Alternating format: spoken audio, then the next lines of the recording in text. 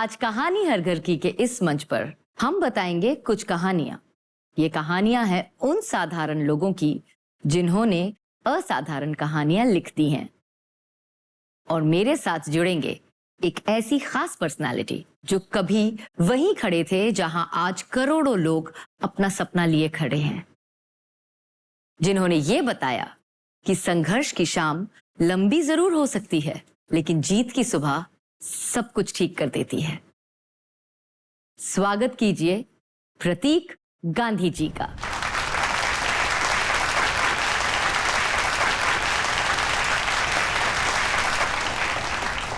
आपका बहुत बहुत स्वागत है प्रतीक जी हमारे घर पे।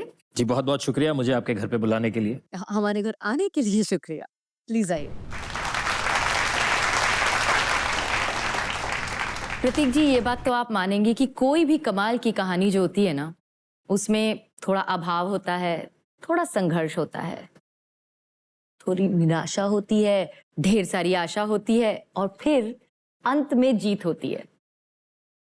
और आपकी कहानी में ये सभी चीजें कूट कूट के भरी हैं। तो आज हम आपसे आपकी जिंदगी की कमाल की कहानी सुनना चाहते हैं। मैं सूरत से हूँ, गुजरात में एक शहर है सूरत। मैंने स्टेज पे पहली बार परफॉर्म किया था जब मैं चौथी कक्षा में था सूरत में। और तब मुझे लगा बहुत ही कमाल का एक मैजिक है इसमें, कि जो चीज सिर्फ मेरे दिमाग में थी, जो मुझे लगता था कि यहां लोगों को मजा आएगा, वहीं उन्होंने ताली बजाई।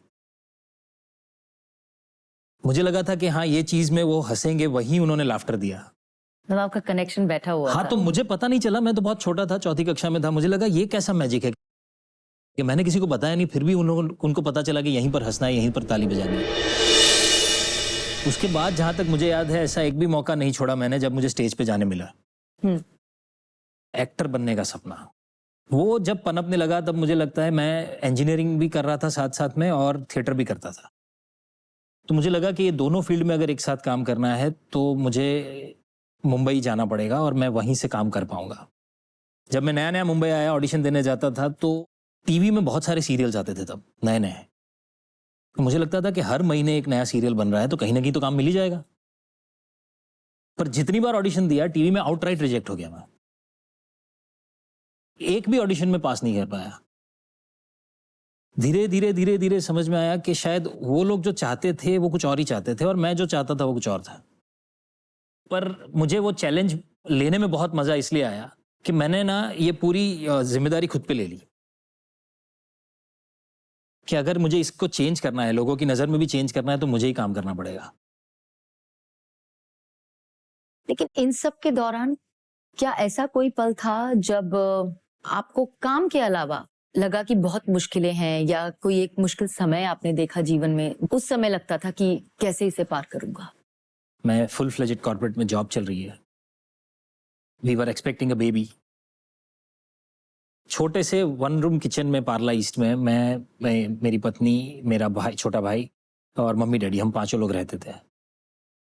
जिस घर में मैं रहता था वो जिन ओनर वापस आ रहे थे आउट ऑफ इंडिया से, तो उन्हें वो घर वापस चाहिए था।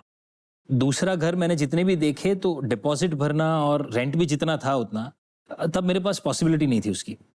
और उसी दौरान मेरे पास सबसे पहली फिल्म की ऑफर आई, जो कि गुजराती फिल्म थी। और एक समय ऐसा आया जब घर मैंने दे दिया, ऑफिस से घर तुरंत मिला नहीं, और मैं दूसरे घर का इंतजाम कर नहीं पाया, और पूरा हाउस डिसमेंटल करना पड़ा। मैं 2 बैग में अपने कपड़ों के साथ, मतलब गाड़ी में ऐसे रहता था कि आज या तो भामिनी के घर जाके सो जाऊंगा या मेरे कजिन के घर जाके सो जाऊंगा।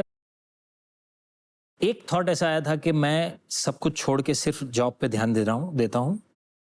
पहले सब घर संभाल लेते हैं, बाद में जब होगा तब करेंगे। पर पता नहीं क्या था, मुझे अंदर से ये लग रहा था कि नहीं, मैं सब करना चाहता हूं। और इसका बहुत बड़ा श्रेय मेरी पत्नी को देता हूं मैं। अगर उसने हिम्मत नहीं दी होती तो मैं नहीं कर पाता।